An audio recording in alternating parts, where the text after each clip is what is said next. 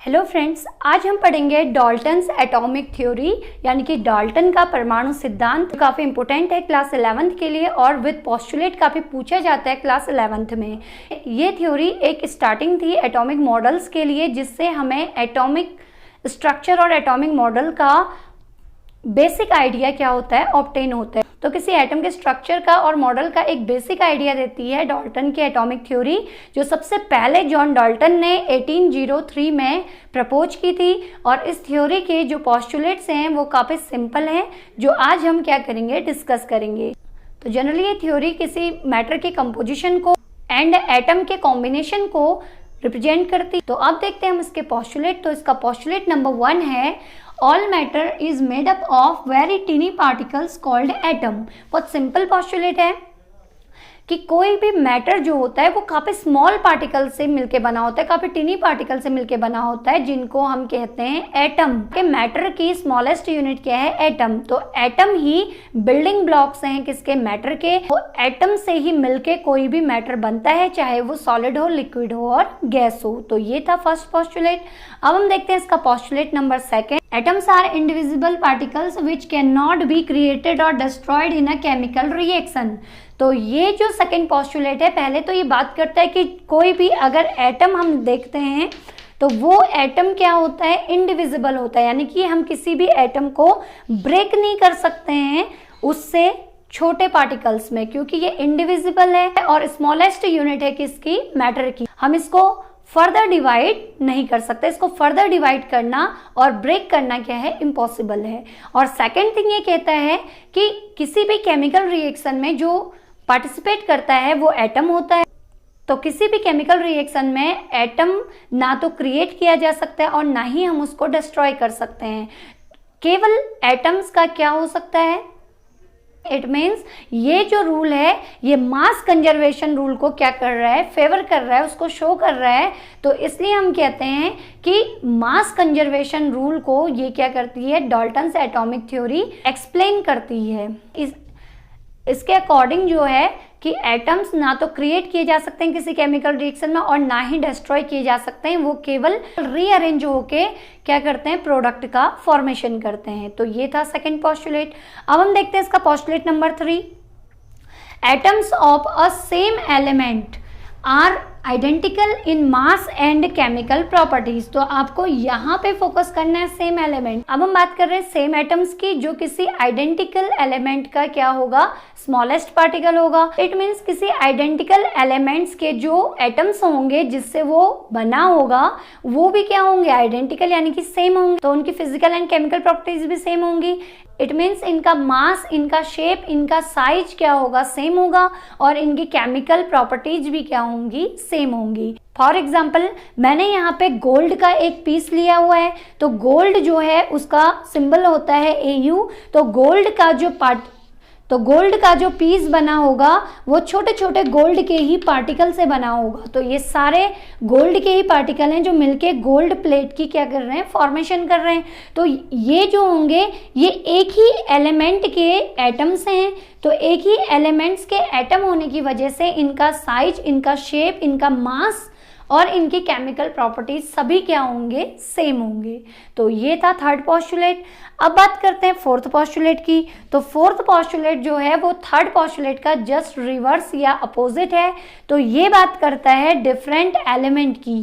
Atoms of different elements have different masses and chemical properties. तो ये कहता है कि अगर हम दो डिफरेंट एलिमेंट लेते हैं तो वो डिफरेंट एलिमेंट डिफरेंट एटम से मिलके बनेंगे, और डिफरेंट एटम अगर होंगे तो उनकी प्रॉपर्टीज भी क्या होंगी? डिफरेंट होंगी। फॉर एग्जाम्पल मैंने यहाँ पे एक कॉपर का पीस लिया हुआ है और एक सिल्वर का पीस लिया है। तो कॉपर में कॉपर के ही एटम्स प्रेजेंट होंगे जो आपस में सेम होंगे, लेकिन सिल्वर से क्या होंगे? डिफरेंट होंगे, क्योंकि सिल्वर के पार्टिकल्स, ऐसे ही सिल्वर के पार्टिकल्स आपस में तो सिमिलर होंगे, इनका मास सेम होगा, इनका साइज सेम होगा, इनका शेप सेम होगा, बट ये कॉपर से क्या होंगे? डिफरेंट होंगे।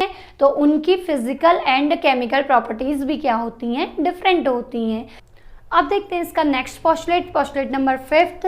Atom is the smallest particle of matter which can take part in a chemical reaction. कि एटम किसी भी मैटर का वो स्मॉलेस्ट यूनिट या पार्टिकल है जो किसी भी केमिकल रिएक्शन में पार्टिसिपेट करने के लिए इंडिपेंडेंट है, या हम ये कहें कि किसी भी केमिकल रिएक्शन में जो मैटर का या एलिमेंट का जो पार्ट पार्टिसिपेट करता है वो एटम होता है। अब देखते हैं हम इसका सिक्स्थ पोस्टुलेट जो है, एटम्स ऑफ द सेम और different elements combine together to form compound और मॉलिक्यूल्स। तो सिंपल सी बात है, ये केमिकल कॉम्बिनेशन के रूल को भी क्या कर रहा है, एक्सप्लेन कर रहा है। ये कहता है कि टू और मोर देन टू सेम और डिफरेंट एलिमेंट आपस में कंबाइन होते हैं तो इनके कॉम्बिनेशन से हमेशा क्या बनता है, एक कंपाउंड या एक मॉलिक्यूल बनता है। सपोज एक एटम है ए और एक एटम है बी, तो ये दोनों डिफरेंट है नेचर में, तो ये दोनों जब कंबाइन होंगे तो ये कंबाइन होके एक ए बी क्या देंगे, कंपाउंड देंगे। तो यहाँ पे जो हम एटम्स को ले रहे हैं ये हमारे दोनों डिफरेंट भी हो सकते हैं या दोनों सेम भी हो सकते हैं। तो ये एक ही एलिमेंट के एटम भी हो सकते हैं जो कंपाउंड या मॉलिक्यूल का फॉर्मेशन करेंगे, या ये डिफरेंट टाइप के एटम्स या एलिमेंट्स भी हो सकते हैं। सेवंथ पोस्टुलेट है, ये लॉ ऑफ मल्टीपल प्रोपोर्शन को इंडिकेट करता है कि जब दो सेम या डिफरेंट एटम्स आपस में कंबाइन होंगे तो मॉलिक्यूल या कंपाउंड का फॉर्मेशन करेंगे। अब ये कह रहा है कि जब ये दो डिफरेंट और सेम एटम्स आपस में कंबाइन होंगे तो ये किसी भी रेशियो में कंबाइन नहीं होंगे, बल्कि एक सिंपल होल नंबर रेशियो में ही ये क्या होंगे, कंबाइन होंगे। जैसे हम एग्जांपल ले लेते हैं कंपाउंड का, तो कंपाउंड मैंने यहाँ पे लिया है CO2 एंड H2O। तो CO2 और H2O में, तो CO2 में कार्बन और ऑक्सीजन आपस में कंबाइन हुए हैं, दो डिफरेंट एटम, एक कार्बन है एक ऑक्सीजन है, लेकिन ये एक फिक्स्ड होल नंबर रेशियो में ही कंबाइन हुआ है। और H2O में भी हाइड्रोजन और ऑक्सीजन जो होते हैं वो एक फिक्स होल नंबर रेशियो में क्या होते हैं, कंबाइन होते हैं। होल नंबर रेशियो मीन्स एक इंटीजर नंबर में, यानी कि ये वैल्यू फ्रैक्शनल नहीं होगी। ये कहता है कि यहाँ पे जो एटम्स का कॉम्बिनेशन होगा वो सेम टाइप के भी हो सकते हैं और डिफरेंट टाइप के भी, लेकिन इनका कॉम्बिनेशन एक होल नंबर मल्टीपल या एक होल नंबर रेशियो में ही होगा।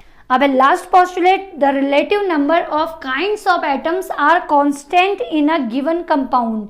तो जब भी हम किसी कंपाउंड में प्रेजेंट एटम्स की बात करते हैं कि कोई यौगिक हमें दिया है उसमें कौन कौन से एटम प्रेजेंट है, सपोज अगर हम वाटर ही यहाँ पे दोबारा ले लें तो वाटर एक कंपाउंड है जो हमें गिवन होगा। इस कंपाउंड में जब हम एलिमेंट्स देखेंगे तो एक तो हाइड्रोजन होगा और एक क्या होगा, ऑक्सीजन होगा।